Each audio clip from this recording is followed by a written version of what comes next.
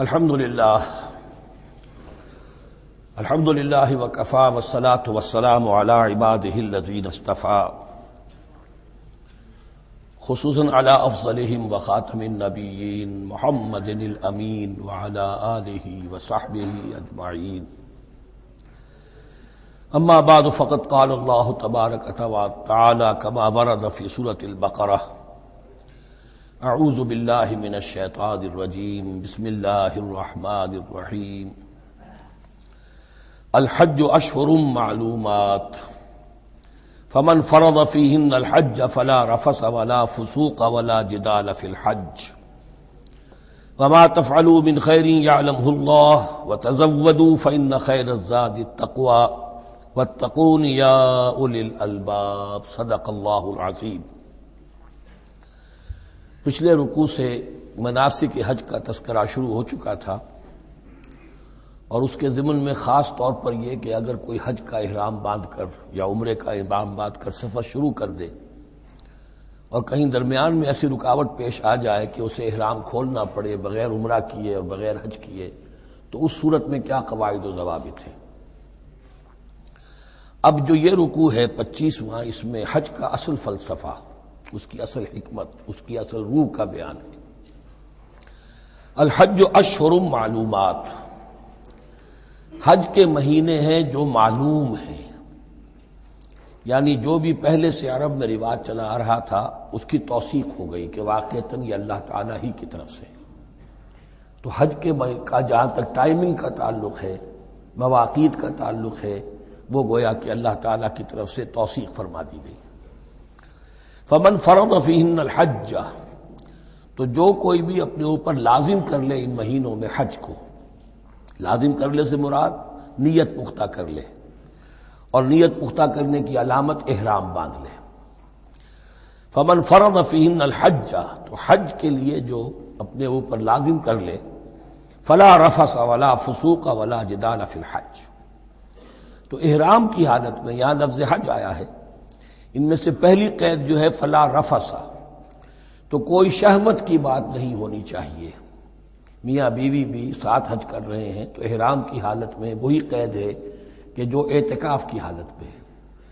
باقی یہ کہ فسوق اور جدال، اللہ کی نافرمانی یا باہم جھگڑنا، اس لیے کہ بہت بڑی تعداد میں لوگوں کا اجتماع ہوتا ہے، سفر میں بھی لوگ ساتھ ہوتے ہیں، تو لوگوں کے غصوں کے پارے جلدی چڑھ جاتے ہیں. اس میں خاص طور پر روکا گیا کہ یہ ہے کہ اس میں امن ہو اور سکون ہو. اور آج بھی واقعہ یہ ہے کہ دنیا میں معجزات میں سے ہے یہ، اتنی بڑی تعداد میں لوگوں کا جمع ہونا، اور وہاں امن رہتا ہے.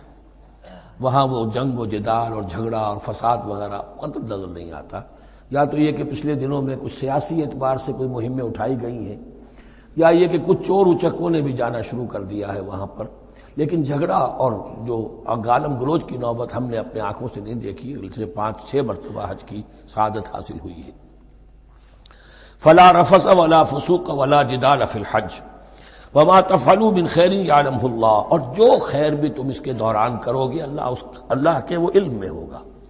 نوافل پڑھ رہے ہو، اضافی طواف کر رہے ہو، کوئی اور بھی جو کام کر رہے ہو، تو اس میں کسی اور کو دکھانے کی ضرورت نہیں ہے. اپنے خاموشی کے ساتھ انسان وہ اپنی جو بھی نیکی مزید کما سکے کمائے. جو بھی مناسک حج ہیں ان پر مستزاد. وَتَزَوَّدُوا فَإِنَّ خَيْرَ الزَّادِ التَّقْوَىٰ، اور سفر کے لیے زاد راہ ساتھ لے لیا کرو، اور بہترین زاد راہ تقویٰ ہے. اب اس آیت کے 2 معنی لیے گئے ہیں. ایک تو یہ کہ بہترین زاد راہ تقویٰ ہے، یعنی سفر میں آپ نے زاد راہ خرچ کی شکل میں تو لے لیا، تقویٰ ہے نہیں، تو پھر کیا ہوگا؟ وہ تو صرف پیسہ خرچ کرنے کے لیے اچھا احرام لے لیں گے، اچھی جگہ لے لیں گے قیام کی. تو تقویٰ اگر نہیں ہے تو وہ حج تو حج نہیں ہوگا. لیکن اس کا ایک دوسرا مفہوم جو ہے وہ بھی بہت اہم ہے کہ اگر انسان خود اپنا زاد راہ ساتھ نہ لے تو پھر وہاں مانگنا پڑتا ہے. تو تقویٰ سے مراد یہاں ہے سوال سے بچنا. بہتر یہ ہے کہ زاد راہ لے کر چلو، اور یہ کہ اس کے لیے تمہیں کسی کے سامنے سائل نہ بننا پڑے. اگر تم صاحب استطاعت نہیں ہو تو حج تم پر فرض ہی نہیں ہے.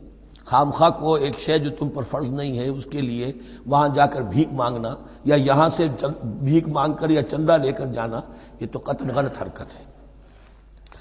وَتَزَوَّدُوا فَإِنَّ خَيْرَ الزَّادِ التَّقْوَىٰ وَاتَّقُونِ يَا أُولِي الْأَلْبَابِ، اور یقیناً میرا ہی تقویٰ کرو، مجھی سے ڈرو اے ہوش مندو۔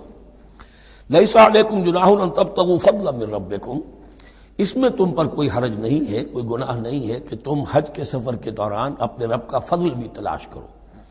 آدمی ہندوستان سے پاکستان سے جا رہا ہے، اسے ایسی اجناس لے جائے تجارت کے لیے جو وہاں پر بیچ کر کچھ نفع حاصل کر لے، تو یہ تقویٰ کے منافی نہیں ہے۔ اگر وہاں پر کوئی کاروبار کر سکو کرو۔ فَإِذَا أَفَضْتُم مِّنْ عَرَفَاتٍ، تو پھر جب تم عرفات سے واپس لوٹو، اس لیے کہ اصل حج جو ہے وہ عرفہ ہے، الحج العرفہ۔ حج کے بقیہ تمام مناسک رہ جائیں، صرف عرفہ میں شمولیت ہو جائے، قیام عرفہ میں تو حج ہو گیا، باقی جو چیزیں رہ گئی ہیں اس کا جو بھی اس کا کفارہ ہے، اس کا جو دم دینا ہے وہ دے دیا جائے۔ لیکن عرفہ سے اگر آدمی رہ گیا عرفات کے قیام سے تو پھر حج نہیں ہوا۔ اب یہاں سے جب لوٹتے ہو تو فاذکروا اللہ عند المشعر الحرام، یہ ٹائم ٹیبل نوٹ کر لیجئے کہ اصل میں 8 کی شام کو مکے سے نکلتے ہیں 8 ذی الحج کو، اور رات منی میں گزارتے ہیں۔ پھر 9 کا دن ہے اصل یوم عرفہ، 9 ذی الحج، صبح کو نکلتے ہیں، قافلے چلتے ہیں اور کہیں دوپہر تک، اور دوپہر سے بھی ہو سکتا ہے تاخیر ہو جائے، لیکن کوشش ہوتی ہے کہ ظہر سے پہلے پہنچ جایا جائے، لیکن ظہر اور عصر دونوں ملا کر پڑھ لی جائیں عرفات میں داخل ہونے سے پہلے۔ اس لیے جو مسجد ہے عرفات کے میدان سے ملحق وہ عرفے کے اندر شامل نہیں ہے، وہ اس کی حدود سے باہر ہے۔ تو اصلیے اس کا افضل یہی ہے کہ ظہر اور عصر ملا کر وہاں پڑھی جائیں، اور اس کے بعد سے غروب آفتاب تک قیام ہے، وہ عرفات کا قیام ہے، اس میں کوئی نماز نہیں، یعنی جو روایتی جو عبادت ہے اس کے سب دروازے بند۔ اب تو اگر دعا کی آپ کے اندر ایک روح پیدا ہو چکی ہے، اپنے رب سے ہم کلام ہو سکتے ہیں، اور آپ کو حلاوت مناجات حاصل ہو گئی ہے، تو دعا مانگتے رہیے، بس یہی ہے دعا۔ قیام عرفہ جو ہے کھڑے ہو کر بیٹھے ہوئے جس طرح بھی ہو اللہ سے مناجات کرو، یا پھر یہ کہ اگر اس میں کبھی ہو جائے کسی وجہ سے تو آدمی تلاوت کرے، لیکن یہ کہ عام نماز نہیں۔ فَإِذَا أَفَضْتُم مِّنْ عَرَفَاتٍ فَاذْكُرُوا اللَّهَ عِندَ الْمَشْعَرِ الْحَرَامِ، یہ مزدلفہ کا قیام ہے، 9 کی شام کو مغرب کی نماز کا وقت ہو چکنے کے بعد وہاں سے روانگی ہے، لیکن وہاں مغرب کی نماز پڑھنے کی اجازت نہیں ہے۔ اب جاؤ اور مغرب اور عشاء دونوں جمع کرو اس میں مشعر حرام یعنی مزدلفہ میں۔ وَاذْكُرُوهُ كَمَا هَدَاكُمْ، اور یاد کرو اسے، ذکر کرو جیسے کہ تمہیں اس نے ہدایت دی ہے۔ اس سے مراد ہے کہ جو کچھ اللہ کے رسول نے تمہیں سکھایا ہے، ذکر کے جو طور طریقے ہیں، اس کے لیے جو بھی طریقے ہیں وہ اللہ نے ہدایت دی اپنے رسول کے ذریعے۔ وَإِن كُنتُم مِّن قَبْلِهِ لَمِنَ الضَّالِّينَ، اور یقیناً اس سے پہلے تو تم گمراہ لوگوں میں سے تھے، تمہیں معلوم نہیں تھا، حج کی شکل باقی رہ گئی تھی، اس کی روح ختم ہو گئی تھی، اس کے مناسک میں بھی تم نے رد و بدل کر دیا تھا، وہ آگے آ رہا ہے۔ ثم افیضوا من حیث افاض الناس، پھر پلٹو وہیں سے جہاں سے کہ سب لوگ پلٹتے ہیں۔ قریش نے یہ کہا تھا کہ ہماری خاص حیثیت ہے کہ ہم تو منی ہی میں مقیم رہیں گے، باہر سے آنے والے لوگ عرفات جائیں اور عرفات سے پھر واپس لوٹیں، یہ سارے مناسک ہمارے لیے نہیں ہیں، ہم تو مکے والے ہیں اور ہماری شان یہ ہے کہ ہم عرفات نہیں جائیں گے، منی ہی میں قیام رہے گا۔ یہاں بتایا گیا کہ یہ تم نے غلط بات ایجاد کر لی ہے۔ ثم افیضوا من حیث افاض الناس، جہاں سے سب لوگ لوٹتے ہیں یعنی میدان عرفہ سے، وہیں سے لوٹو۔ واستغفروا اللہ، اللہ سے استغفار کرتے رہو، ان اللہ غفور رحیم، یقینا اللہ بخشنے والا رحم فرمانے والا ہے۔ فَإِذَا قَضَيْتُم مَّنَاسِكَكُمْ، اور جب تم اپنے یہ مناسک ادا کر لو، پورے کر لو، فاذکروا اللہ کذکرکم آباءکم، تو اب اللہ کا ذکر کرو جیسے کہ تم اپنے آباء و اجداد کا ذکر کرتے رہے ہو، جس شد و مد کے ساتھ۔ وہاں یہ ہو گیا تھا کہ پھر منی میں جب یہ ٹھہرتے تھے تو اپنے آباء و اجداد کے قصیدے بیان کیے جا رہے ہیں، جیسے ہمارے ہاں ہوتا ہے، جو دیہاتی لوگ ہوتے ہیں، راجپوت لوگ ہوتے ہیں، ان کے میراثی ہوتے ہیں، اسی طرح وہاں شعراء ہوتے تھے قبائل کے، وہ ان قبیلوں کی مدح بیان کرتے تھے، ان کے بڑے بزرگوں کی، اسلاف کی جو ہے عظمت بیان کرتے تھے۔ اللہ کا ذکر ختم ہو چکا تھا، فرمایا جس شد و مد کے ساتھ تم اپنے آباء و اجداد کا ذکر کرتے رہے، اب اسی شد و مد کے ساتھ، بلکہ او اشد ذکرا، بلکہ اس سے بھی زیادہ شد و مد کے ساتھ اب اللہ کا ذکر کرو۔ فَمِنَ النَّاسِ مَن يَقُولُ رَبَّنَا آتِنَا فِي الدُّنْيَا وَمَا لَهُ فِي الْآخِرَةِ مِنْ خَلَاقٍ، لوگوں میں سے وہ بھی ہیں جو یہی کہتے رہتے ہیں رب ہمیں دے دے دنیا ہی میں، ایسے لوگوں کے لیے آخرت میں کوئی حصہ نہیں ہے۔ یعنی وہاں پہنچ کر بھی ساری دعائیں ان کی دنیاوی چیزوں کے لیے ہیں، مال کے لیے، اولاد کے لیے، ترقی کے لیے، اور دنیا کی جو بھی چیزیں ہیں، اپنی کوئی مشکلات ہیں ان کے رفع کرنے کے لیے، چونکہ ان کے دلوں میں دنیا بسی ہوئی ہے۔ اشربوا فی قلوبہم الدنیا، ان کے دلوں میں جیسے بنی اسرائیل کے دلوں میں بچڑے کا تقدس ملا دیا گیا تھا اور محبت، اسی طرح ہمارے دلوں میں دنیا کی محبت ہے، تو وہاں جا کر بھی دنیا ہی کی دعائیں ہیں۔ فَمِنَ النَّاسِ مَن يَقُولُ رَبَّنَا آتِنَا فِي الدُّنْيَا وَمَا لَهُ فِي الْآخِرَةِ مِنْ خَلَاقٍ، ظاہر بات ہے ایسے لوگوں کے لیے پھر آخرت میں کوئی حصہ نہیں ہے۔ وَمِنْهُم مَن يَقُولُ، اور ان میں سے وہ بھی ہے جو یہ کہتے ہیں ربنا آتنا فی الدنیا حسنۃ وفی الآخرۃ حسنۃ وقنا عذاب النار، پروردگار ہمیں اس دنیا میں بھی خیر عطا فرما اور آخرت کا بھی خیر عطا فرما اور ہمیں بچا لے آگ کے عذاب سے۔ اب دنیا کا خیر جو ہے سب سے بڑا وہ ایمان ہے، ہدایت ہے۔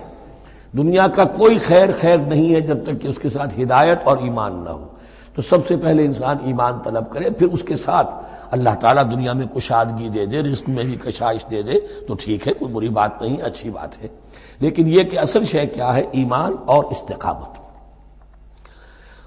اولئک لہم نصیب مما کسبوا، یہاں یہ لفظ بہت اہم ہے، ان کے لیے حصہ ہوگا اس میں سے جو انہوں نے کمایا۔ محض یہ دعا کرنے سے، یہ دعا جو ہے یہ کافی نہیں ہو جائے گی۔ اول تو یہ نوٹ کر لیجئے، یہی وہ دعا ہے جو یعنی رکن یمانی سے لے کر جو بھی ہر چکر ہوتا ہے اس کا طواف کا، تو رکن یمانی سے لے کر حجر اسود تک کا جو دورہ ہے، اس میں یہ دعا مانگی جاتی ہے، ربنا آتنا فی الدنیا حسنۃ وفی الآخرۃ حسنۃ وقنا عذاب النار اولئک لہم نصیب مما کسبوا، ان کے لیے حصہ ہے اس میں سے جو انہوں نے کمایا۔ اچھا، اس میں سے جو انہوں نے کمایا، اس میں سے کیوں؟ وہ تو سارا ملنا چاہیے، لیکن بندے کو ڈرتا رہنا چاہیے کہ ممکن ہے اس میں سے کسی مسئلے میں میری نیت میں کوئی فساد آ گیا ہو، ممکن ہے اس میں سے میرے کسی عمل کے اندر کوئی کمی رہ گئی ہو، کوئی کوتاہی رہ گئی ہو، اس لیے یہ نہ سمجھ لے کہ جو بھی کچھ کیا ہے اس کا اجر لازماً ملے گا۔ مما کسبوا، جو انہوں نے کمایا ہے اس میں خلوص ہے، اس میں بے ریائی ہے، اس میں تمام جو بھی اس کے آداب اور شرائط ہیں ملحوظ رکھے گئے ہیں، تو ان کو اس کا حصہ ملے گا۔ واللہ سریع الحساب، اور اللہ تعالیٰ کو حساب چکانے میں دیر نہیں لگتی، بہت جلدی حساب کر لے گا۔ اب تو ہمارے سامنے نقشے موجود ہے، کمپیوٹرز ہیں، کتنی جلدی حساب ہو جاتا ہے، تو اللہ کے ہاں تو پتہ نہیں کیسا سپر کمپیوٹر ہوگا کہ اسے حساب نکالنے میں دیر نہیں لگے گی۔ وَاذْكُرُوا اللَّهَ فِي أَيَّامٍ مَّعْدُودَاتٍ، اور ذکر کرو اللہ کا گنتی کے چند دنوں میں۔ یہ لفظ یہاں پر پھر آ گیا ہے اس بات کی وضاحت کے لیے جو میں نے عرض کیا تھا کہ ابتدائی جو حکم تھا روزے کا، ایام معدودات، وہ 3 دن کے روزے تھے، اس لیے کہ یہاں بھی معدودات کا لفظ آیا ہے، فی ایام معدودات، اور سب کو معلوم ہے یہ 3 دن ہیں، 11ویں 12ویں 13ویں تاریخ جو ہے ذی الحج کی، کہ پھر یوم نحر کے بعد 3 دن یہاں پر قیام ہے، مبیت ہے، تو وہ 3 دن ہے ایام معدودات۔ فمن تعجل فی یومین، تو جو کوئی 2 دن ہی میں جلدی سے واپس آ جائے، فلا اثم علیہ، یعنی 3 دن پورے نہیں کرتا، 2 دن ہی میں واپسی کو اختیار کر لیتا تو کوئی گناہ اس پر نہیں ہے۔ ومن تأخر، اور جو پیچھے رہے یعنی 3 دن کی مقدار پوری کر لے، فلا اثم علیہ لمن اتقى، تو اس پر بھی کوئی گناہ نہیں، لیکن شرط ہے تقوی۔ جو 2 دن میں چلا گیا تقوی تھا تو بھی اللہ تعالیٰ کے ہاں اس کا اجر محفوظ ہے، جو 3 دن رہا تقوی ہے، تیسرے دن اس نے کچھ اور ہی حرکتیں نہ شروع کر دی ہوں، جی اکتایا ہوا ہے اور طبیعت کے اندر جو ہے وہ ٹھہراؤ نہیں ہے، تو وہ تیسرا دن اس کے لیے کوئی خاص مفید نہیں ثابت ہوگا، لیکن یہ کہ اصل شے جو ہے اللہ کے ہاں جو چیز کے شرط لازم ہے قبولیت کے لیے وہ تقوی ہے۔ لمن اتقى واتقوا اللہ واعلموا انکم الیہ تحشرون، اور اللہ کا تقوی اختیار کرو اور یہ مستحضر رکھو اپنے ذہن میں کہ تمہیں اسی کی جانب جمع کر دیا جائے گا، تم سب کے سب ہانک کر لے جاؤ گے اسی کی جناب میں۔ وَمِنَ النَّاسِ مَن يُعْجِبُكَ قَوْلُهُ فِي الْحَيَاةِ الدُّنْيَا، اب یہ منافقین میں سے ایک گروہ کا خاص ایک تذکرہ ہو رہا ہے۔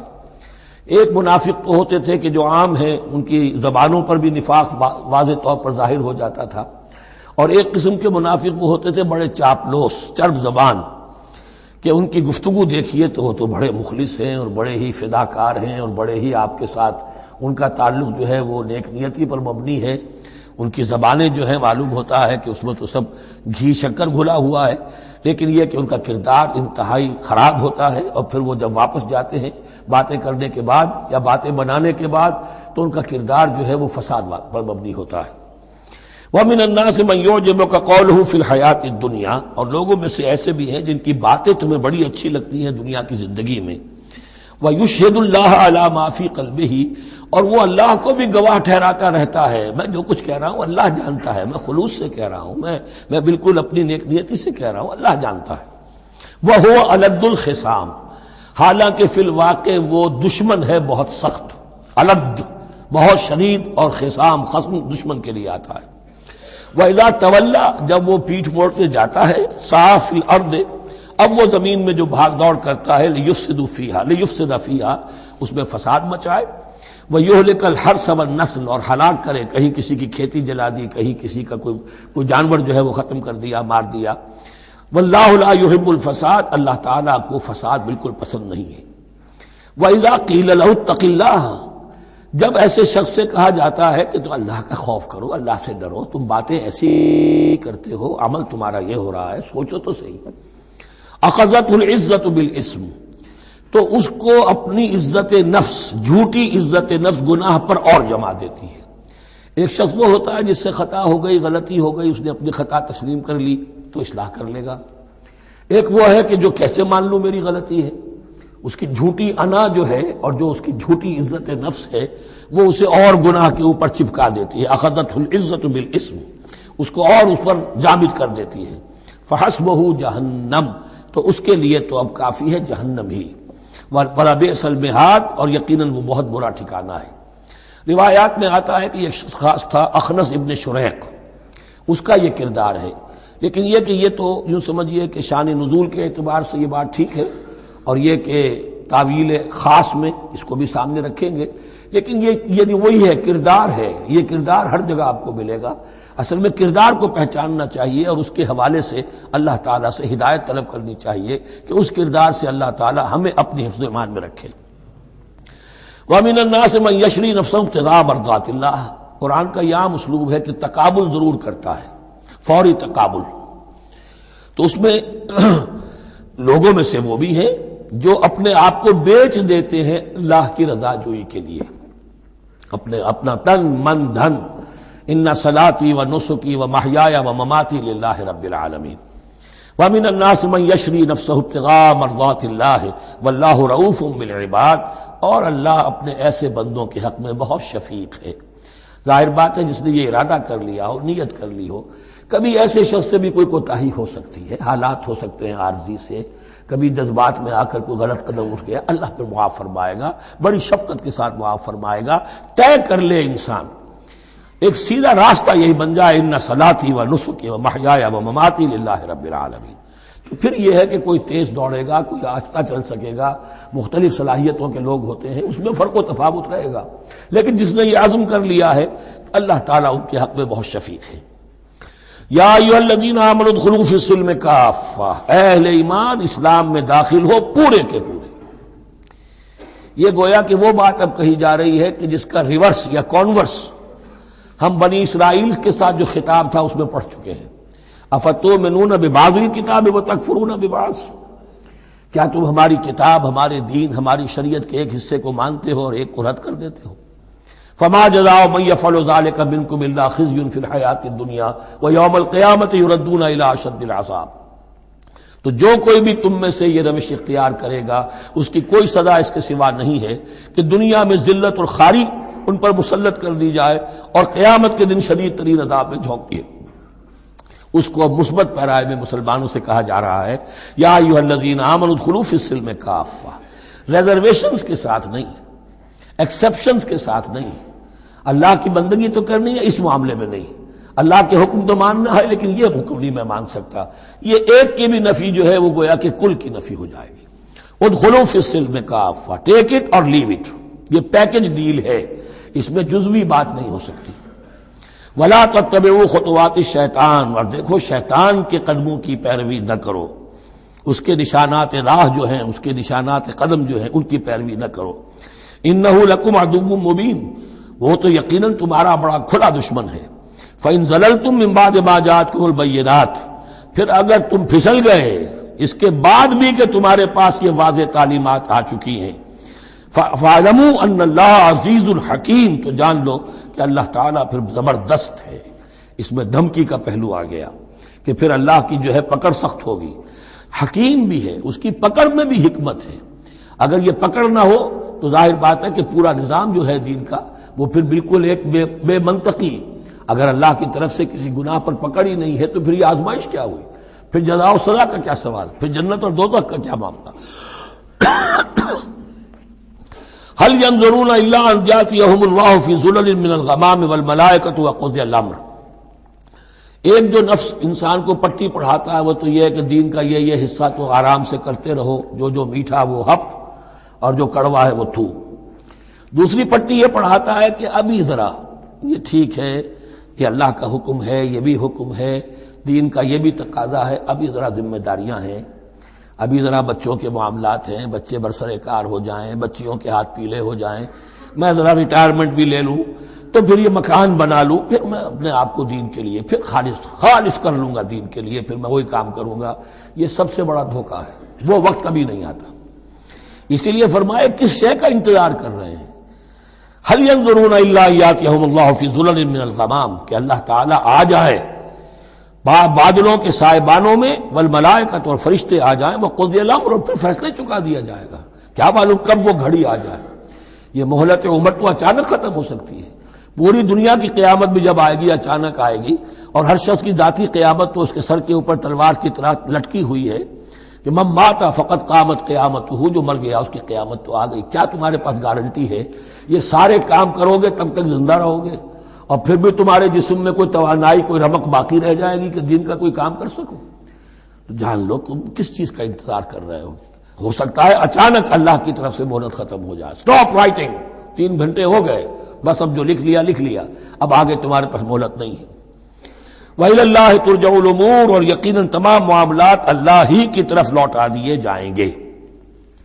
سل بنی اسرائیل کم آتیناہم من آیۃ بینہ، اے مسلمانوں پوچھ لو بنی اسرائیل سے ہم نے انہیں کتنی روشن نشانیاں دی. یعنی دیکھو تم بھی کہیں انہی کے راستے پر نہ چلنا، جیسا کہ حضور نے فرمایا تھا لَتَتَّبِعُنَّ سُنَنَ مَن قَبْلِكُمْ، تم لازماً پیروی کرو گے اور چلو گے انہی کے نقوش پا پر.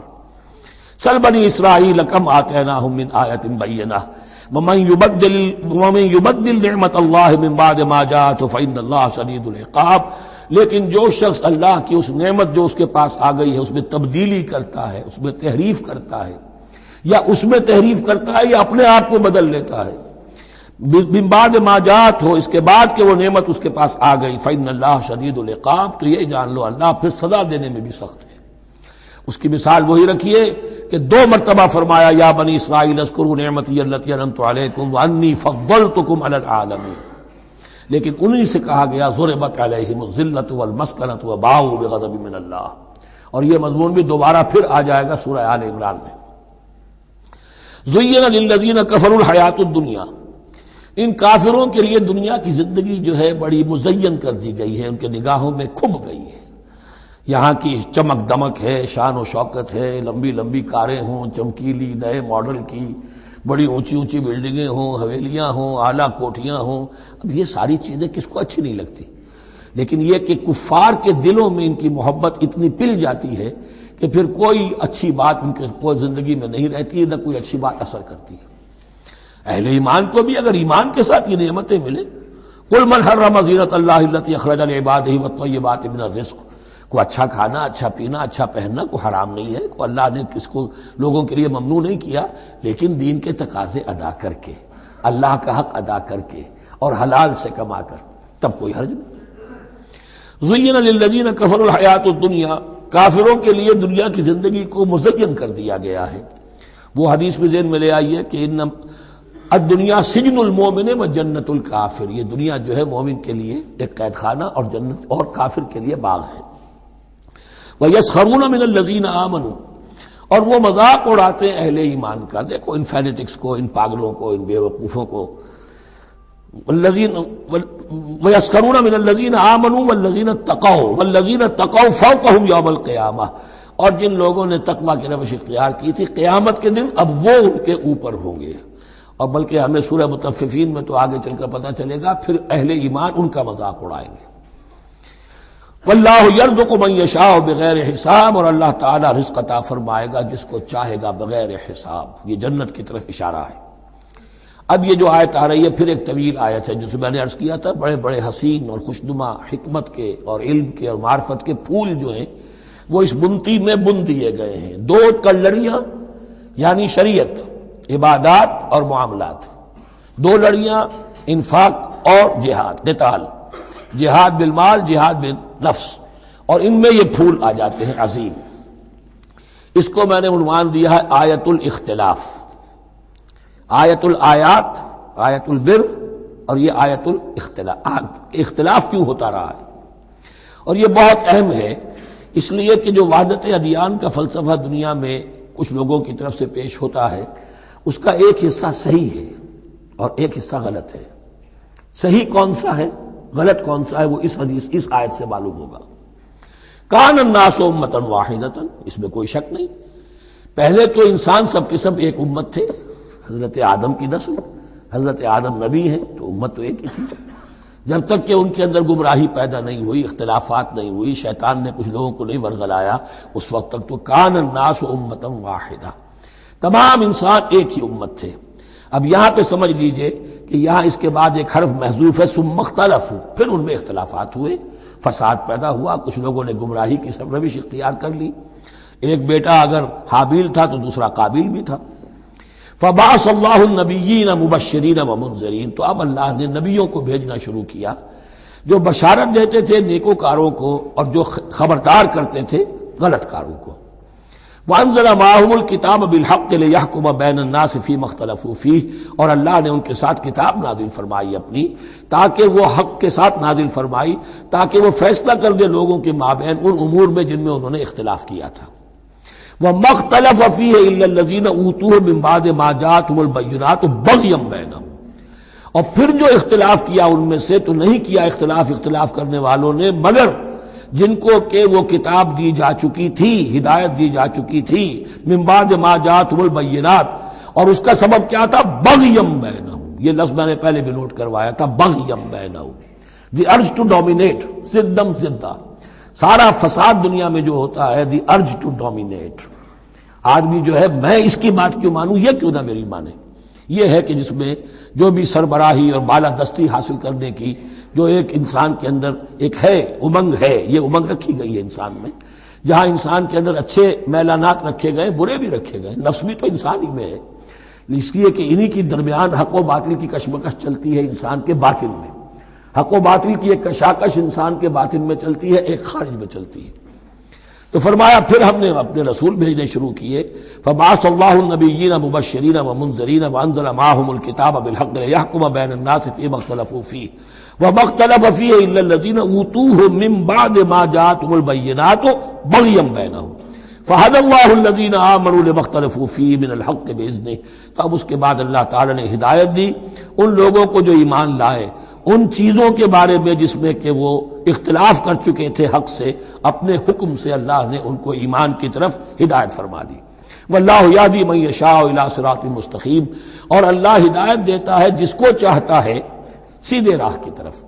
لیکن اس کا دوسرا ترجمہ یہ بھی ہوگا اللہ ہدایت دیتا ہے اس کو جو چاہتا ہے، من یشاء، من یشاء میں اللہ کی مشیت بھی ہے اور جو ہدایت کا طالب ہوتا ہے، واللہ یہدی من یشاء، جو چاہتا ہے اس ہدایت کا طالب ہوگا، یہ اللہ کے ذمے ہے، اللہ نے اسے اپنے اوپر ایک ذمہ داری سمجھا ہے کہ اس کو یقیناً ہدایت دے گا۔ والذین جاہدوا فینا لنہدینہم سبلنا، جو ہمارے راستے میں کوششیں کریں گے، حق کی طرف بڑھنا چاہیں گے، ہم لازماً ان کو راستہ دکھائیں گے، اپنے راستوں کی طرف ان کی رہنمائی کریں گے، یہ اللہ نے اپنے ذمے لیا۔ ام حسبتم، اب بڑی سخت آیت آ رہی ہے، یہ بھی بڑی لرزا دینے والی آیت ہے۔ اب دیکھیے صحابہ کرام میں سے ایک بڑی تعداد تھی کہ جو مکے کی سختیاں جھیل کر آئے تھے، مہاجرین، ان کے لیے تو اب جو بھی مراحل آئندہ آنے والے تھے وہ کوئی ایسے ثقیل نہیں تھے، ایسے مشکل نہیں تھے۔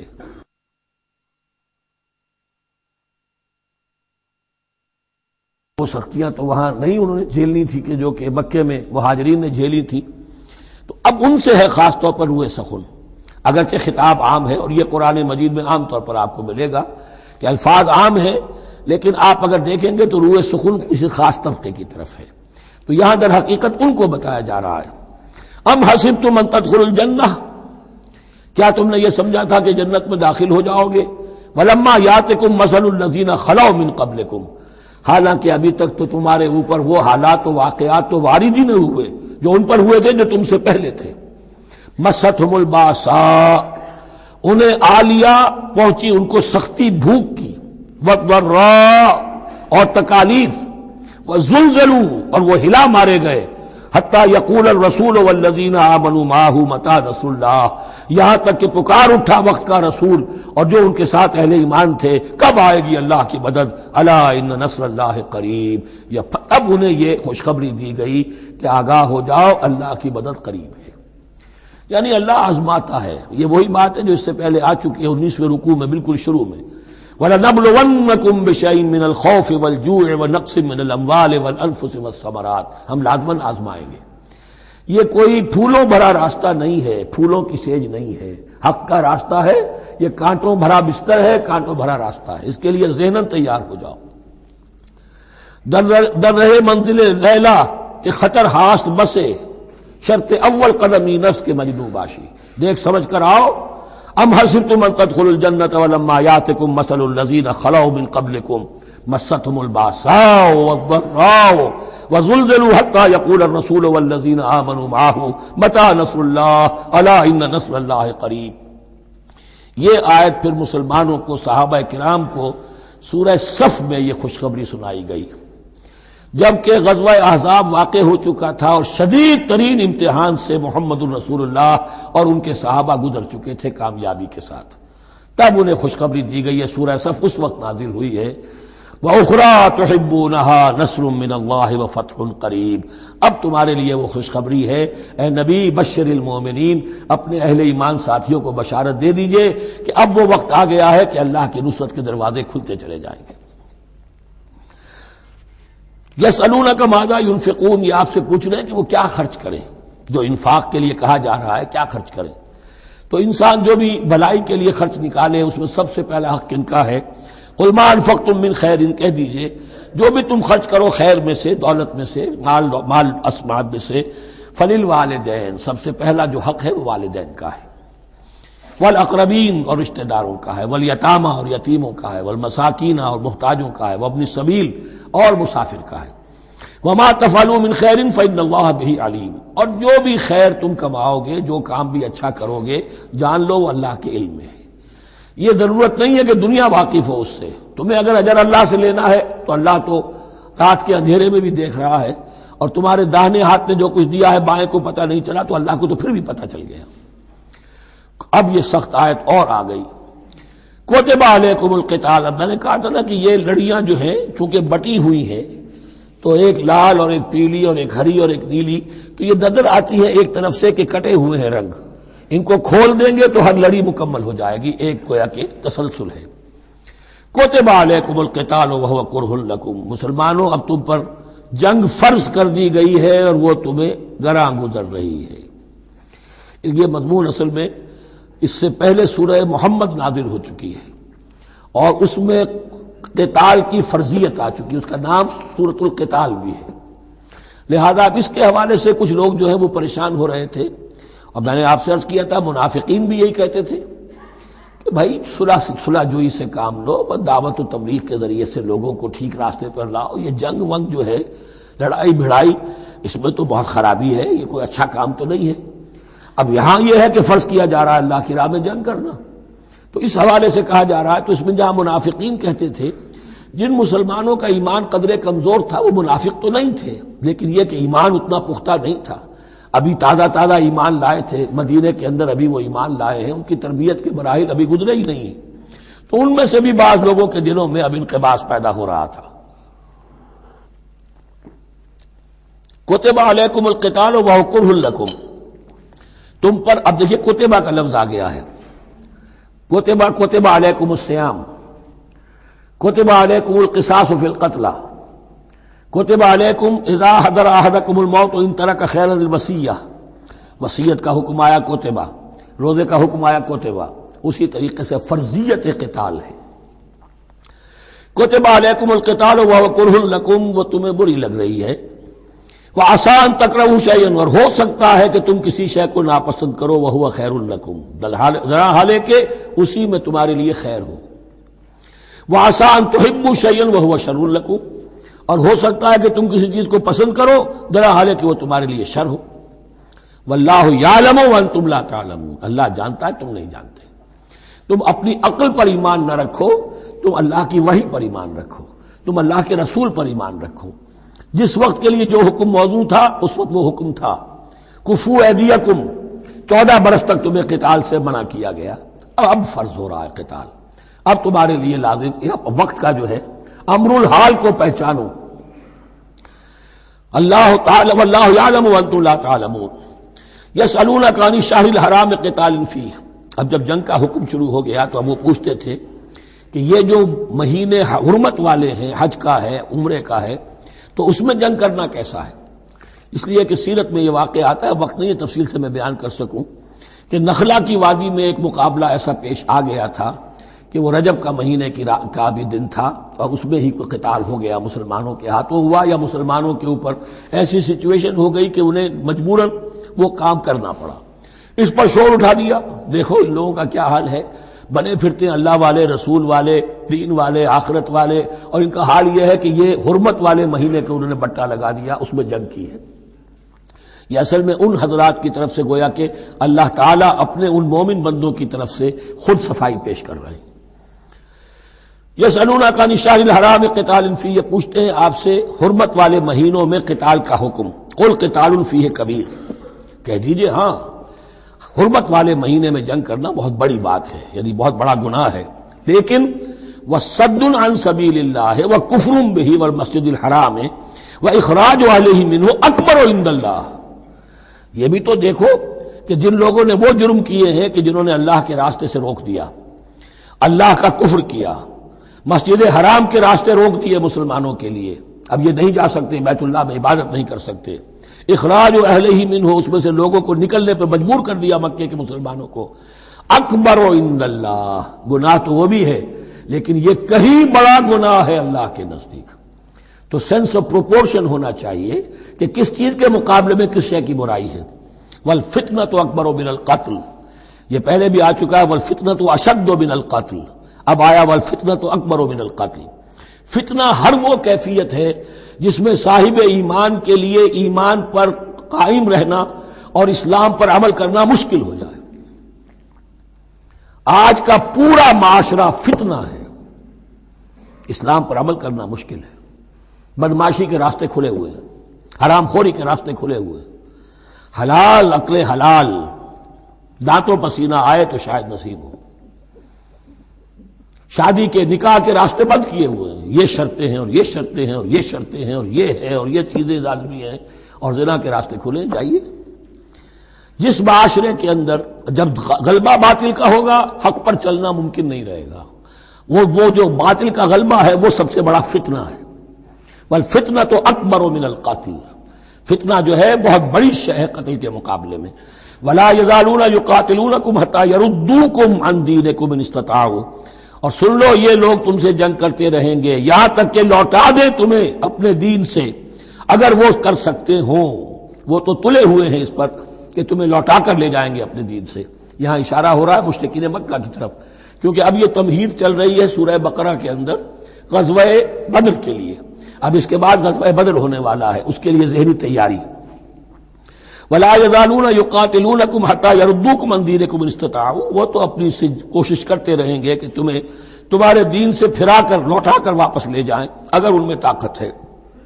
ومن یرتد منکم عن دینہ، اور سن لو جو بھی کوئی تم میں سے پھر گیا، مرتد ہو گیا اپنے دین سے، فیمت، اور اسی حالت میں اس کی موت آ گئی، وہو کافر، کہ وہ کافر ہی تھا، فاولئک حبطت اعمالهم فی الدنیا والآخرہ، تو یہ وہ لوگ ہوں گے کہ جن کے تمام اعمال دنیا اور آخرت میں حبط ہو گئے۔ پہلے کتنے ہی نیکیاں کی ہوئی تھیں، کتنے ہی نمازیں پڑھی ہوئی تھیں، کتنا ہی جو ہے انفاق کیا تھا، صدقات دیے تھے، کچھ بھی کیا، سب کا سب زیرو ہو جائے گا۔ وَأُولَٰئِكَ أَصْحَابُ النَّارِ هُمْ فِيهَا خَالِدُونَ، اور وہ ہوں گے جہنم والے اور رہیں گے اس میں ہمیشہ ہمیشہ۔ ان الذين آمنوا والذين هاجروا وجاهدوا في سبيل الله اولئك يرجون رحمت الله والله غفور رحيم، یقیناً وہی لوگ جو ایمان لائے اور جنہوں نے ہجرت کی اور جہاد کیا اللہ کی راہ میں، یہ وہ لوگ ہیں جو اللہ کی رحمت کے امیدوار ہیں۔ بڑا لطیف طنز ہے ان پر، جا رہے ہیں حرام کے راستے پر، اللہ رحمت فرمائے گا۔ اللہ رحمت نہیں فرماتا، اللہ کی رحمت کا مستحق بننا پڑتا ہے۔ اللہ کی رحمت کا مستحق وہی ہے، ان الذین آمنوا والذین ہاجروا وجاہدوا فی سبیل اللہ اولئک یرجون رحمت اللہ۔ وہ امیدوار ہیں اللہ کی رحمت کے، وہ امید کرے تو ان کی امید بجا ہے۔ واللہ غفور الرحیم، اور یقیناً اللہ تعالیٰ غفور الرحیم ہے۔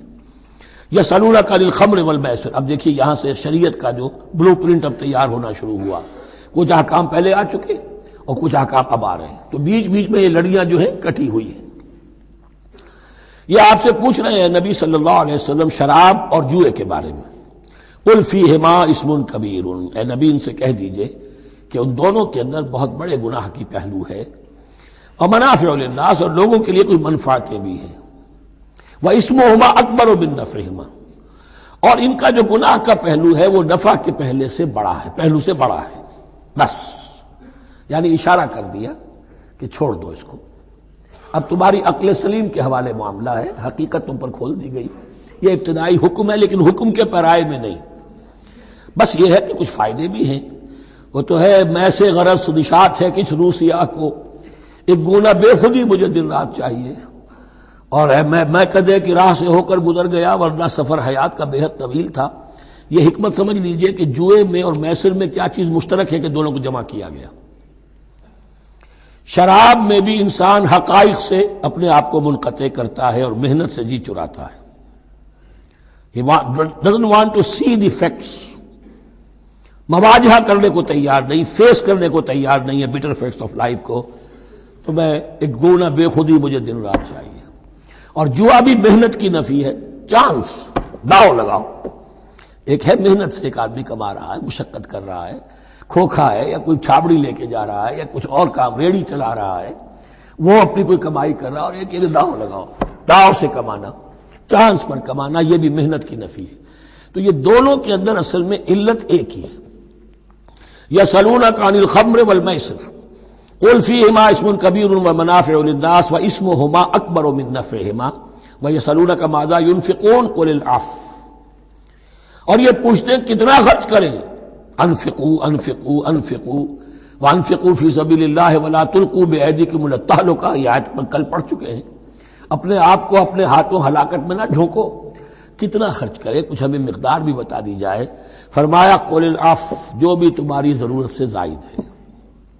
اللہ یہ بھی نہیں کرتا کہ اپنی ضرورتوں کو بھی تم پیچھے ڈال دو، نہیں، ضرورتیں اپنی پوری کرو، پھر جو اب تمہارے پاس ہے، اب یہ سمجھیے کہ جو ایک کمیونسٹ فلسفی ہے اس میں بھی ایک اصطلاح سرپلس ویلیو، ایک سرپلس ویلیو یہ ہے عفو، جو تمہاری ضروریات سے زائد ہے، یہ سرپلس ویلیو ہے، یہ اللہ کی راہ میں دے دو۔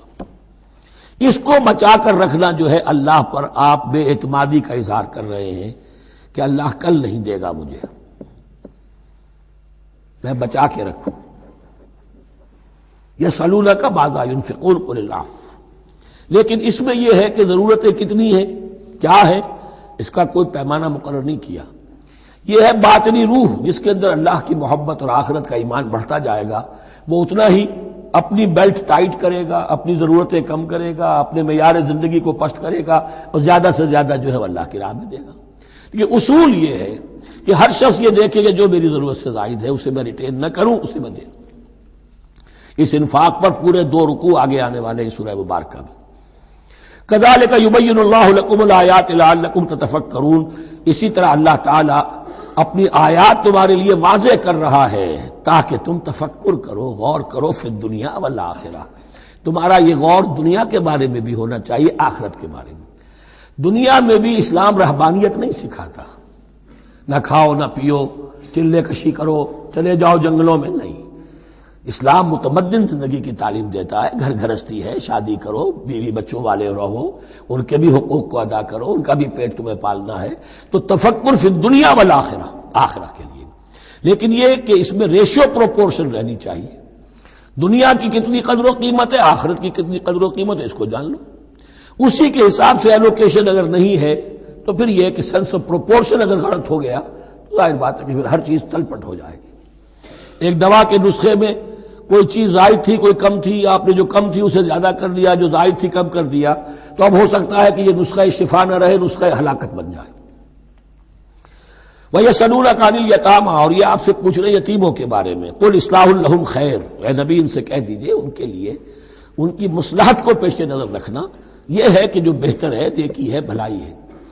اصل میں سورہ بنی اسرائیل کی آیت جو ہے وہ لوگوں کے سامنے تھی، وَلَا تَقْرَبُوا مَالَ الْيَتِيمِ إِلَّا بِالَّتِي هِيَ أَحْسَنُ، مال یتیم کے قریب تک نہ پھٹکو، یعنی گڑبڑ کر لو گے اپنے اموال میں، اس میں سے یہ ہے کہ ہو سکتا ہے کہ تمہارا ان کا کوئی مال تمہارے پیٹ میں چلا جائے، ہانڈی مشترک ہے، اب اس میں ظاہر بات ہے یتیم نے بھی کھانا ہے، تم نے بھی کھانا ہے، اچھی اچھی بوٹیاں تم نے کھا لی ہیں اور یتیم کے لیے جو ہے خرچہ تو پورا ڈال دیا، لیکن یہ کہ اس کے لیے بیچارے کے لیے چھچڑے چھوڑ دیے۔ تو یہ چیز روکنے کے لیے کہا گیا تھا مکی صورتوں میں وَلَا تَقْرَبُوا مَالَ الْيَتِيمِ إِلَّا بِالَّتِي أَحْسَنُ۔ اب صحابہ کے لیے تو یہ چیزیں ایسی تھیں کہ اشارہ ذرا سا ہو گیا اور انہوں نے اس پر عمل کیا، انہوں نے ہڈیاں علیحدہ کر دی تاکہ ان کا خرچہ بالکل علیحدہ رہے۔ اب اس میں تکلیف ہو رہی تھی، ایک گھر کے اندر ہی ایک یتیم ہے، اس کا خرچہ اس کے مال میں سے نکالا جا رہا ہے۔ فرمایا کہ یہ مقصد نہیں تھا، مقصد یہ تھا کہ تم ان کے مال ہڑپ نہ کر جاؤ۔ قُلْ إِصْلَاحٌ لَهُمْ خَيْرٌ، قُلْ إِصْلَاحٌ لَهُمْ خَيْرٌ، ان کے لیے اصلاح کرنا بھلائی کا ہے۔ وَإِن تُخَالِطُوهُمْ فَإِخْوَانُكُمْ، اگر تم اپنے ساتھ ان کو ملائے رکھو تو وہ تمہارے بھائی ہیں۔ وَاللَّهُ يَعْلَمُ الْمُفْسِدَ مِنَ الْمُصْلِحِ، اللہ جانتا ہے مفسد کو بھی مصلح کو بھی، وہ جانتا ہے کہ یہ آدمی گڑبڑ کر رہا ہے، یہ ہڈیاں علیحدہ کر کے بھی گڑبڑ کر سکتا ہے، اور یہ وہ شخص ہے کہ جو ہڈیاں مشترک کر کے بھی حق پر رہ سکتا ہے۔ وَلَوْ شَاءَ اللَّهُ لَعَنَتَكُمْ، اگر اللہ چاہتا تو تمہیں سختی میں ڈالے ہی رکھتا، تم پر مشقت جو ہے یہ کیے رکھتا۔ ان اللہ عزیز الحکیم، یقیناً اللہ زبردست ہے، حکمت والا ہے۔ ایک طرف وہ سختی بھی کرتا ہے، زبردست ہے، لیکن وہ اس کے ہر حکم کے اندر حکمت بھی ہے، اور جہاں حکمت نرمی کی متقاضی ہوتی ہے وہاں وہ رعایت بھی دیتا ہے۔ وَلَا تَنكِحُوا الْمُشْرِكَاتِ حَتَّىٰ يُؤْمِنَّ، اور مشرک عورتوں سے نکاح نہ کرو جب تک کہ وہ ایمان نہ لے آئیں۔ وَلَا أَمَةٌ مُؤْمِنَةٌ خَيْرٌ مِّن مُشْرِكَةٍ وَلَوْ أَعْجَبَتْكُمْ، ایک مومنہ خواہ وہ لونڈی ہو وہ بہتر ہے ایک مشرکہ سے خواہ وہ آزاد عورت ہو۔ وَلَوْ أَعْجَبَتْكُمْ، اور مزید یہ کہ وہ تمہیں اچھی بھی لگتی ہو۔ وَلَا تُنكِحُوا الْمُشْرِكِينَ، اور نہ اپنی عورتوں کا نکاح کرو، نکاح میں دو اپنی عورتوں کو، اپنی بیٹیوں کو مشرکوں کے، حتیٰ یؤمنوا، جب تک کہ وہ ایمان نہ لے آئیں۔ وَلَا عَبْدٌ مُؤْمِنٌ خَيْرٌ مِّن مُشْرِكٍ وَلَوْ أَعْجَبَكُمْ، مسلمان اگر غلام ہے تو وہ بھی بہتر سمجھو مشرک سے جو آزاد ہے اور وہ تمہیں پسند بھی ہے، مالدار بھی ہے یا اور بھی ہے، اس کے اندر دوسرے پہلو بھی ہیں۔ اولئک یدعون الی النار، دیکھو وہ جو ہے وہ پکار رہے ہیں، آگ کی طرف بلا رہے ہیں، تمہیں بھی لے جائیں گے، تمہاری اولاد کو بھی لے جائیں گے۔ واللہ یدعو الی الجنۃ والمغفرۃ باذنہ، اللہ تمہیں بلا رہا ہے جنت کی طرف اور مغفرت کی طرف اپنے حکم سے۔ وَيُبَيِّنُ آیاتہ للناس لعلہم یتذکرون، اور اللہ اپنی آیات واضح کر رہا ہے لوگوں کے لیے تاکہ وہ نصیحت اخذ کریں۔ وَيَسْأَلُونَكَ عَنِ الْمَحِيضِ، اور وہ عورتوں کے ایام ماہواری کے بارے میں آپ سے سوال کر رہے ہیں۔ قُلْ هُوَ أَذًى، کہہ دیجئے وہ ایک ناپاکی بھی ہے اور ایک تکلیف کا مسئلہ بھی ہے۔ فَاعْتَزِلُوا النِّسَاءَ فِي الْمَحِيضِ، تو حیض کی حالت میں اگر تمہاری بیویاں ہوں تو ان سے علیحدہ رہو، مقاربت نہ کرو۔ وَلَا تَقْرَبُوهُنَّ حَتَّىٰ يَطْهُرْنَ، اور ان سے مقاربت نہ کرو یہاں تک کہ وہ پاک ہو جائیں۔ فَإِذَا تَطَهَّرْنَ، اور جب وہ خوب پاک ہو جائیں، فَأْتُوهُنَّ مِنْ حَيْثُ أَمَرَكُمُ اللَّهُ، تو اب ان کی طرف جاؤ، جو بھی تمہیں تعلق قائم کرنا ہے کرو، جہاں سے کہ تمہارے رب نے تمہیں حکم دیا، اللہ نے حکم دیا ہے۔ یہ اللہ کا حکم کیا ہے؟ یہ ہے امر طبیعی، ہر انسان جانتا ہے، ہر حیوان کو معلوم ہے، وہ طبیعی شے ہے۔ لیکن یہ کہ اب عورتوں کے ساتھ بھی اگر انسان جو ہے وہ لواطت کا فعل شروع کر دے، قوم عمل لوط، تو ظاہر بات ہے کہ عمل قوم لوط تو وہ چیز جو ہے غلط ہے، وہ حرام ہے۔ یہ تو اللہ تعالیٰ نے جو بھی تمہاری فطرت میں ڈالا ہے راستہ، وہ در حقیقت من حیث امرکم اللہ، ان اللہ یحب التوابین ویحب المتطہرین، یقیناً اللہ محبت کرتا ہے بہت توبہ کرنے والوں سے اور بہت پاک بازی اختیار کرنے والوں سے، ان ناپاک چیزوں سے دور رہنے میں۔ نساؤکم حرث لکم، تمہاری بیویاں تمہارے لیے کھیتیوں کے مانند ہیں، جیسے کھیت میں بوتے ہو، فصل کاٹتے ہو، بیویوں کے ذریعے سے اللہ تعالیٰ تمہیں اولاد عطا کرتا ہے۔ فاتو حرثکم انا شئتم، تو جو بھی کھیتی والی جگہ ہے ادھر تم جاؤ جدھر سے چاہو، یعنی اس میں یہ ہے کہ کوئی رکاوٹ نہیں ہے، وہ داہنی طرف سے بائیں طرف سے جدھر سے بھی ہو، لیکن ہو وہ فرض کے اندر، وہ وقت کے اندر معاملہ نہ ہو۔ فاتو حرثکم انا شئتم وقدموا لانفسکم، اور اپنے آگے کے لیے سامان کرو، یعنی اپنی اولاد۔ انسان جو ہے بڑھاپے کے لیے اس کا ایسٹ بنتی ہے اس کی اولاد۔ آج تو دنیا اولاد سے بھاگتی ہے، لیکن ایک زمانے میں تو اولاد جو ہے وہ عصائے پیری شمار ہوتی تھی۔ وقدموا لانفسکم واتقوا اللہ واعلموا انکم ملاقوہ، اور اللہ سے کا تقوی اختیار کرو۔ ابھی آپ دیکھیں گے کہ جو حکم بھی شریعت کا آئے گا بار بار تکرار کے ساتھ جو ہے اس میں جو تقوی کا ذکر بار بار آئے گا، کہ ایک قانون ہے اس کی قانونیت ہے، ایک ہے تقوی۔ قانون کی لاکھ پیروی کی جا رہی ہو، تقوی نہ ہو تو وہ قانون جو ہے وہ مذاق بن جائے گا، تماشا بن جائے گا۔ اس کے بعد مثالیں آئیں گی ابھی۔ واتقوا اللہ واعلموا انکم ملاقوہ، اور اللہ کا تقوی اختیار کرو اور جان لو تمہیں اس سے مل کر رہنا ہے، حاضر ہونا ہے اس کے جناب میں۔ وبشر المؤمنین، اور اے نبی اہل ایمان کو بشارت دے دیجئے۔ ولا تجعلوا اللہ عرضۃ لایمانکم، ایک اور حکم آ گیا، اللہ تعالیٰ کا نام جو ہے وہ تختہ مشق نہ بنا لو اپنی قسموں کے لیے۔ قسم کھا بیٹھا میں تو اللہ کی قسم کھا بیٹھا ہوں، اب یہ قسم کھا بیٹھا اس لیے میں یہ کام نہیں کر سکتا، چاہے وہ نیکی کا کام تھا۔ کسی وقت غصے میں آدمی آ کر قسم کھا بیٹھتا ہے۔ حضرت ابو بکر صدیق نے بھی قسم کھا لی تھی۔ مستح ان کا ایک ایسا تھا مسلمان غریب کہ جس کی وہ مدد کیا کرتے تھے، لیکن مستح بھی جب حضرت عائشہ پر تہمت میں ملوث ہو گیا تو حضرت ابو بکر نے قسم کھا لی کہ یہ بدبخت جس کی میں سرپرستی کرتا رہا یہ بھی میری بیٹی پر تہمت لگانے میں شامل ہو گیا، اب میں اس کی کبھی مدد نہیں کروں گا۔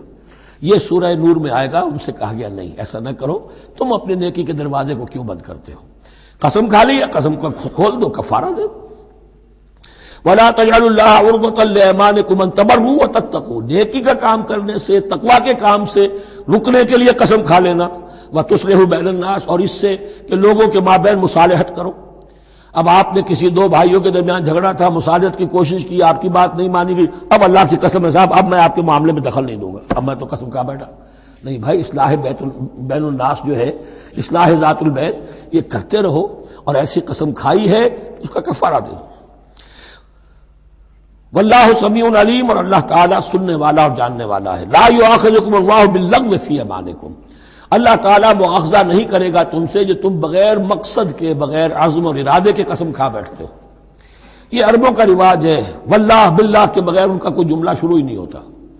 تو یہ در حقیقت قسم کھانے کا ان کی اس وقت نیت نہیں ہوتی، بلکہ یہ ان کا ایک جس کو ہم کہتے ہیں تقیہ کلام ہے، ان کا ایک اسلوب ہے گفتگو کا، واللہ باللہ ہے، تو اس پر مؤاخذہ نہیں ہے۔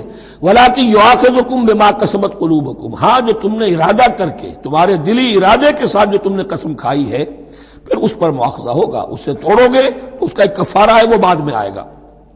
وہ کفارہ جو ہے وہ پھر سورہ مائدہ کے اندر آ جائے گا۔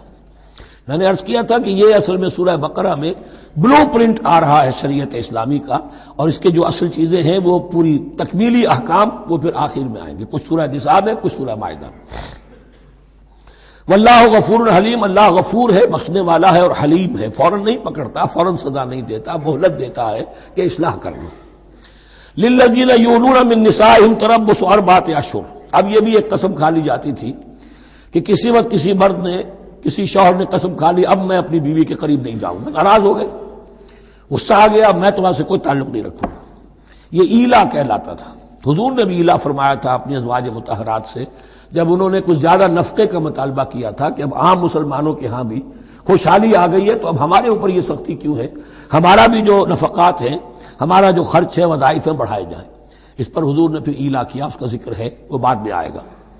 لیکن وہاں عام طور پر لوگ قسم کھا کے بیٹھ جاتے تھے، اب قسم کھا لی ہے، پچھتا بھی رہے، کیا کریں، قسم کھا چکے، اب بیوی کے پاس کیسے جائیں؟ اب وہ بیوی معلق ہے، نہ وہ شادی شداؤں میں ہے اور نہ وہ علیحدہ ہے، آزاد ہے۔ للذین یولون من نسائہم تربص اربعۃ اشہر، 4 مہینے کے لیے تو وہ انتظار کیا جا سکتا ہے۔ فإن فاؤوا، اس دوران میں اگر وہ لوٹے، اپنی قسم کو ختم کرے اور رجوع کر لیں، تعلق کے زن و شوق قائم کریں، فإن اللہ غفور رحیم، تو اللہ تعالیٰ غفور اور رحیم ہے۔ وإن عزموا الطلاق، اور اگر وہ طلاق کا ارادہ کر چکے ہوں کہ واقعتاً اب ان سے سیپریشن ہی ہے، فإن اللہ سمیع علیم، تو اللہ تعالیٰ سننے والا، جاننے والا ہے۔ یعنی یہ کہ 4 مہینے سے زیادہ معلق نہ رکھو کسی کو، یا ادھر یا ادھر، یا فیصلہ کرو اور اسے فارغ کرو، اور یا پھر یہ کہ اپنی وہ قسم ختم کرو اور اس کا جو بھی کفارہ ہے وہ ادا کرو۔ اسی پر غالباً قیاس کیا تھا، بلکہ ساتھ ہی سیرت میں آتا ہے کہ حضرت عمر نے حضرت حفصہ سے پوچھ بھی لیا تھا۔ حالانکہ دیکھیے کہ باپ اور بیٹی کا معاملہ ہو رہا ہے اور باپ بیٹی سے سوال کر رہا ہے، دین کے معاملے میں حیا اور شرم کی بات نہیں ہوتی۔ ان اللہ لا یستحی ان یضرب مثلا ما بعوضۃ فما فوقها، تو یہ کہ جو لوگ جہاد پر جاتے تھے کوئی سال بھر گھر واپس نہیں آ رہا، اب ایک طرف تو ان پر مشقت ہے، وہ بیویوں سے دور ہیں، اہل و عیال سے دور ہیں، ادھر عورتیں جو ہیں وہ بغیر شوہروں کے جو وقت گزار رہی ہیں، تو پوچھا کہ کتنا عرصہ تم سمجھتی ہو کہ ایک عورت اپنی عصمت اور عفت کو سنبھال کر اپنے شوہر کا انتظار کر سکتی ہے؟ تو حضرت حفصہ نے کہا 4 ماہ، اور میں سمجھتا ہوں شاید انہوں نے اسی پر کہا ہو کہ یہ معلق رکھنے کا حکم بھی قرآن مجید میں جو ہے زیادہ سے زیادہ اس کی مہلت 4 مہینے ہے۔ والمطلقات یتربصن بانفسهن 3 قروء، اور جنہیں طلاق دے دی جائے ان پر لازم ہے کہ وہ اپنے جیوں کو روکے رکھیں 3 حیض تک، یہ عدت ہے۔ طلاق کے بعد 3 مہینے کی عدت ہے۔ اس عدت میں یا تو شوہر رجوع کر لے گا، اگر 1 یا 2 طلاقیں ہیں، تیسری طلاق ہو گئی تو رجوع کا حق نہیں ہے، وہ بعد میں بات آ جائے گی، اور اسی میں چاہے تو اس کے بعد جب مدت ختم ہو جائے گی تو پھر اب شوہر کا حق ختم ہو جائے گا، اب وہ آزاد ہوگی، لیکن اس مدت کے اندر وہ دوسری شادی نہیں کر سکتی۔ والمطلقات یتربصن بانفسهن 3 قروء ولا يحل لهن ان يكتمن ما خلق الله في ارحامهن، اور ان کے لیے یہ حلال نہیں ہے، جائز نہیں ہے کہ وہ چھپا لیں جو کچھ کہ اللہ نے پیدا کر دیا ہو ان کے ارحام میں۔ اگر حمل ٹھہر گیا ہے اور بیوی کو ڈر ہے کہ اب یہ شوہر تو طلاق دے دے گا، وہ اپنا حمل چھپا رہی ہے تاکہ پتہ ہی نہ چلے اس کو، کیونکہ وہ چاہے گی کہ بچہ میرے پاس رہے، بچہ بچی جو بھی ہو۔ ظاہر بات ہے کہ بچہ اور بچی جو ہے وہ ماں کے لیے تو جگر گوشہ ہے، اس کے جسم کا ٹکڑا ہے، اس کے جسم کا لوتھڑا ہے، تو وہ چھپانے کی ٹینڈنسی ہوتی ہے کہ وہ جھگڑا ہی نہ اٹھے۔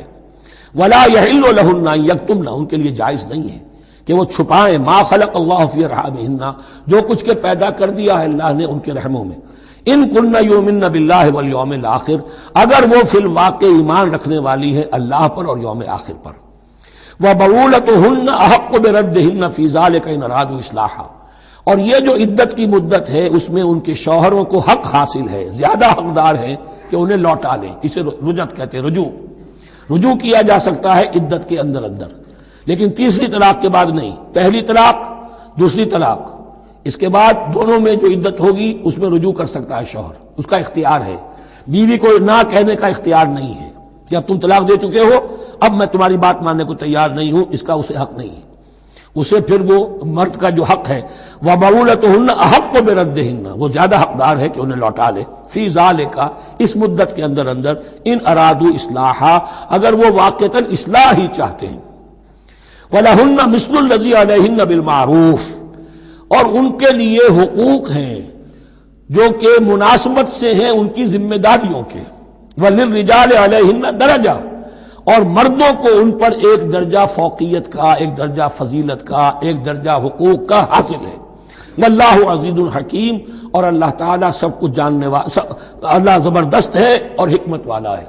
یہ آیت اصل میں اس زمانے میں بہت مس انٹرپریٹ ہوئی ہے اور بعض مترجمین نے بھی ترجمہ غلط کیا ہے، یعنی اس کا یہ ترجمہ کردہ لہن مثل الذی علیہن، ان کے بھی حقوق مردوں پر ویسے ہی ہیں جیسے مردوں کے حقوق ہیں ان پر، تو یہ تو مساوات ہو گئی، اور مساوات جو اسلامی شریعت میں مرد اور عورت کے درمیان، شوہر اور بیوی کے درمیان نہیں ہے۔ مراد کیا ہے؟ لام اور اعلیٰ کا جو استعمال ہوتا ہے عربی میں، لام کسی کے حق کے لیے اور اعلیٰ کسی کی ذمہ داری کے لیے۔ لہن، ان کے لیے حقوق ہیں، مثل الذی علیہن، جیسے کہ ان پر ذمہ داریاں ہیں۔ اللہ تعالیٰ نے جیسے ذمہ داری مرد پر ڈالی ہے ویسے حقوق اس کو دیے ہیں، جیسی ذمہ داری عورت پر ڈالی ہے اس کی مناسبت سے کورسپونڈنگلی پروپورشنیٹ جو ہے اس کو بھی حق دے دیے ہیں۔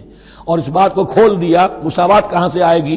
جب کہہ دیا وَلِلرِّجَالِ عَلَيْهِنَّ دَرَجَةٌ، اور مردوں کو ان پر ایک درجہ حاصل ہے، فوقیت کا درجہ حاصل ہے۔ واللہ عزیز الحکیم۔ اب یہ تمہیں پسند ہو تب بھی اور ناپسند ہو تب بھی، اللہ تعالی عزیز ہے، حکیم ہے، وہ سب کچھ جاننے والا ہے، اور وہ زبردست ہے، جو چاہے حکم دے، اور حکیم ہے، حکمت والا ہے، اس کا حکم حکمت پر مبنی ہے۔ بارک اللہ لی ولکم فی القرآن العظیم ونفعنی وإیاکم بالآیات والذکر الحکیم۔